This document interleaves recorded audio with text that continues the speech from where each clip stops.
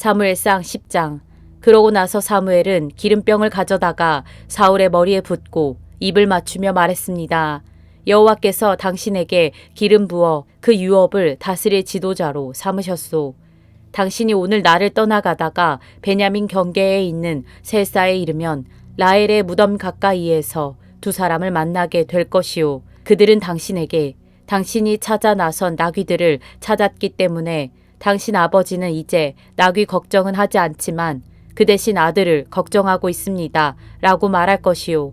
그러면 당신은 다볼에 있는 상수리 나무에 이르기까지 계속 가시오. 거기서 하나님을 뵈려고 베델로 올라가는 세 사람을 만날 것이요.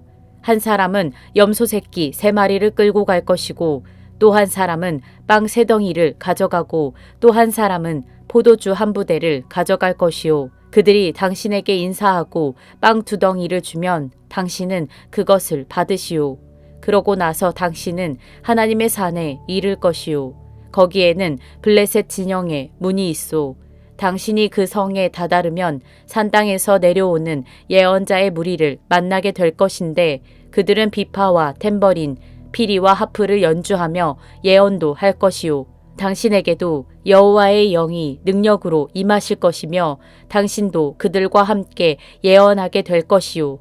그러면 당신은 전혀 다른 세 사람으로 변하게 될 것이요. 이런 일들이 이루어지면 당신은 하나님이 인도하시는 대로 따라 행하시오. 하나님이 당신과 함께 하실 것이요. 당신은 나보다 먼저 길갈로 내려가시오. 내가 당신에게 내려가 번제와 화목제를 드릴 것이니 내가 가서 당신이 무엇을 해야 할지 알려줄 때까지 7일 동안 기다려 주시오. 사울이 사무엘을 떠나려고 돌아섰는데 하나님께서 사울에게 새 마음을 주셨습니다. 그리고 이 모든 표적들이 그날 다 이루어졌습니다. 그들이 기브아에 도착하자 예언자 무리가 사울을 맞았습니다. 하나님의 영이 능력으로 사울에게 임하자 사울도 그들과 함께 예언하게 됐습니다. 전에 사울을 알던 사람들은 모두 그가 예언자들과 함께 예언하는 것을 보고 서로 이야기했습니다. 기스의 아들에게 대체 무슨 일이 일어난 거지? 사울도 예언자들 가운데 있지 않는가? 거기 살던 한 사람이 말했습니다. 그들의 아버지가 누구인가? 그리하여 사울도 예언자들 가운데 있지 않는가라는 속담이 생겨나게 됐습니다. 사울은 예언을 마치고 산당으로 갔습니다. 그때 사울의 삼촌이 사울과 그 종에게 물었습니다. 어디에 갔다 왔느냐? 사울은 나귀를 찾으러 갔었습니다. 하지만 찾을 수 없어서 사무엘에게로 갔습니다. 라고 대답했습니다. 그러자 사울의 삼촌이 말했습니다. 사무엘이 무슨 말을 했는지 내게 말해보아라. 사울은 그분이 우리에게 나귀들을 찾았다고 확인해 주셨습니다. 라고 대답했습니다. 그러나 사무엘이 자신에게 왕이 될 것이라고 한 말은 삼촌에게 하지 않았습니다. 사무엘이 이스라엘 백성들을 미스바로 불러 여호와 앞에 모아놓고 그들에게 말했습니다. 이스라엘의 하나님 여호와께서는 내가 이집트에서 이스라엘을 불러냈고 이집트뿐만 아니라 너희를 짓누르던 모든 나라들로부터 너희를 구해냈다라고 말씀하셨다. 그러나 너희는 지금 너희 모든 재난과 고통에서 너희를 구해내신 너희 하나님을 거부했다. 그러고는 안 되겠습니다. 우리에게 왕을 세워 주십시오라고 했다. 그러니 이제 너희는 지파와 가족별로 여호와 앞에 나아오라. 사무엘이 모든 이스라엘 지파들을 가까이 불러 제비를 뽑자 베냐민 지파가 뽑혔습니다.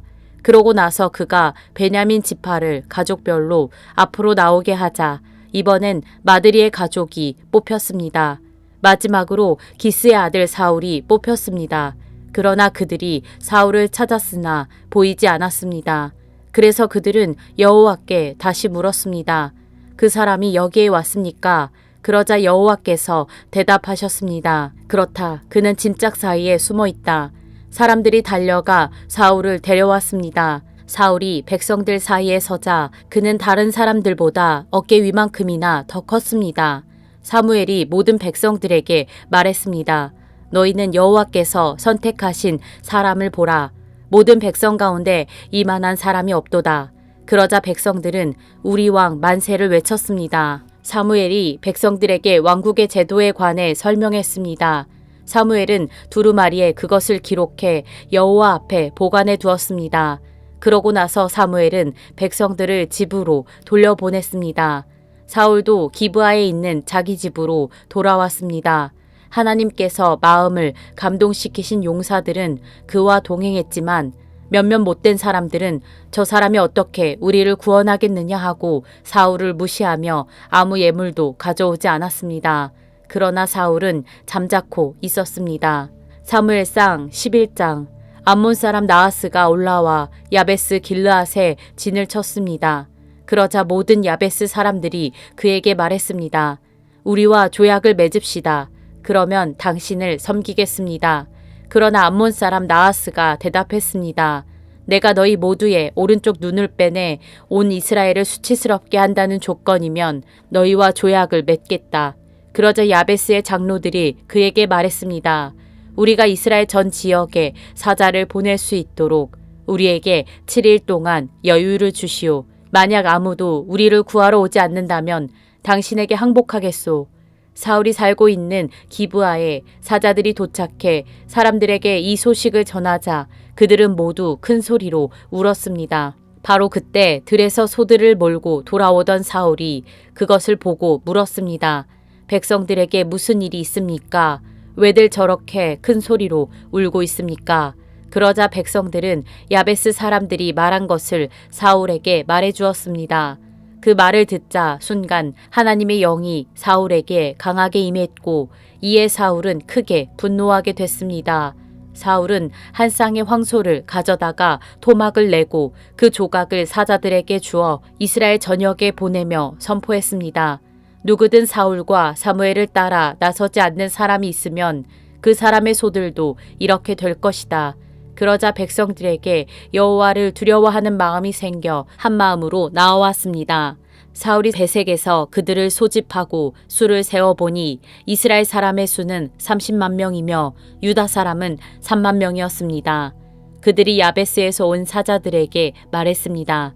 야베스 길르앗 사람들에게 내일 해가 한창 뜨거울 때 너희는 구원을 받을 것이다 하고 말하라. 그들이 가서 야베스 사람들에게 이 말을 전하자 그들은 매우 기뻐했습니다. 그래서 야베스 사람들은 암몬 사람들에게 이렇게 말했습니다. 내일 우리가 당신들에게 항복할 것이니 그때는 당신들 하고 싶은 대로 우리에게 행하시오. 다음날 새벽 사울은 백성들을 세 분대로 나눠 암몬 사람들의 진영으로 쳐들어가 해가 가장 뜨거워질 때까지 그들을 쳐서 죽였습니다. 살아남은 사람들은 모두 뿔뿔이 흩어져 그들 가운데 2사람조차 함께 남은 일이 없었습니다. 그때 백성들이 사무엘에게 말했습니다. 사울이 우리를 다스릴 수 있겠느냐 하고 물은 사람이 누구입니까? 그들을 데려와 주십시오. 우리가 죽이겠습니다. 그러나 사울이 말했습니다. 오늘은 어느 누구도 죽일 수 없소. 여호와께서 이스라엘을 구원해 주신 날이기 때문이오. 그러자 사무엘이 백성들에게 말했습니다. 자, 길갈로 가서 거기서 왕국을 새롭게 선포합시다. 그리하여 모든 백성들은 길갈로 가서 여호와 앞에서 사울을 왕으로 인정했습니다. 거기서 그들은 여호와께 화목제를 드렸고 사울과 모든 이스라엘 백성들은 큰 잔치를 벌였습니다. 사무엘상 12장. 사무엘이 온 이스라엘 백성에게 말했습니다. 나는 너희가 내게 말한 모든 것을 귀 기울여 듣고 너희를 다스릴 왕을 세워주었다. 이제부터는 왕이 너희를 인도할 것이다.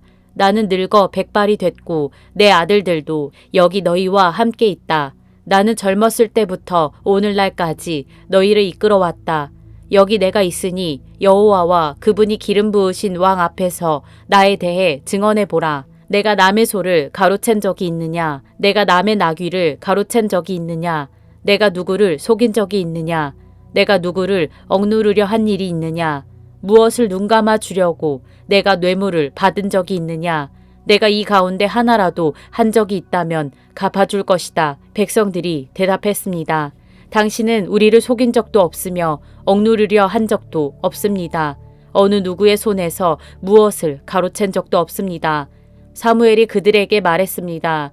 너희가 내 손에서 아무것도 찾아낸 것이 없는 것에 대해 여호와께서 증인이 되시고 또한 하나님께서 기름 부으신 왕도 증인이 될 것이다.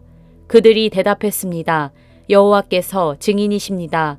그러자 사무엘이 백성들에게 말했습니다. 모세와 아론을 세우고 너희 조상들을 이집트에서 이끌어내신 분은 여호와이시다. 그러니 여기 서 있으라. 여호와께서 너희와 너희 조상들을 위해 행하신 모든 의로운 일들에 대해 내가 여호와 앞에서 증거를 갖고 너희에게 해줄 말이 있다.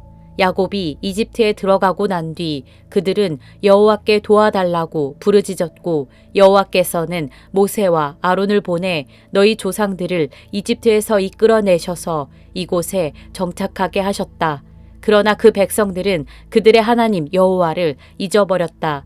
그래서 하나님께서는 하솔 군대의 사령관인 시스라와 블레셋 사람들과 모압 왕을 통해 그들을 치게 하셨다. 그들은 여호와께 부르짖으며 우리가 죄를 지었습니다. 우리가 여호와를 버리고 바알과 아스다롯을 섬겼습니다. 그러나 이제 우리를 적들의 손에서 구해 주십시오. 그러면 우리가 주를 섬기겠습니다. 라고 말했다. 그때 여호와께서 여룻바알과 바락과 입다와 사무엘을 보내주셨다.